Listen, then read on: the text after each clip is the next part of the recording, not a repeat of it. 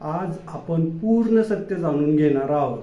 नमस्कार मित्रांनो, आपण पाहत आहात इन्फो चॅनल आणि आज आपण बोलणार आहोत EPS 95 पेन्शन वाढीबद्दल. आपण याबद्दल मागे व्हिडिओ बनवला आहे, परंतु आपल्या काही पेन्शनधारकांना याबद्दल समजले नाही असे वाटते. म्हणून मी हा व्हिडिओ त्यांच्या शंकेबद्दल निरसन करण्यासाठी तयार केला आहे.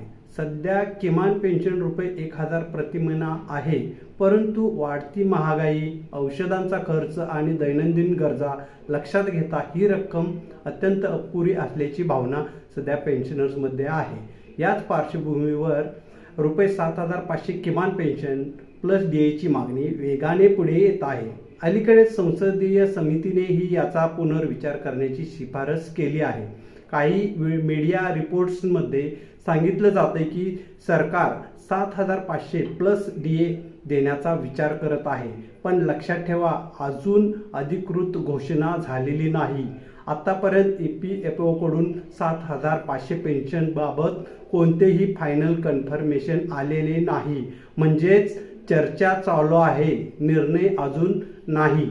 7500 रुपये पेन्शन लागू झाली तर लाखो ज्येष्ठ नागरिकांना मोठा फायदा होणार आहे. तुमचं मत काय आहे? रुपये 7500 पेन्शन मिळायला हवी का? कमेंटमध्ये नक्की सांगा. व्हिडिओ आवडला असेल तर लाईक, शेअर आणि अशा अपडेट्ससाठी चॅनलला सबस्क्राईब करायला विसरू नका. धन्यवाद.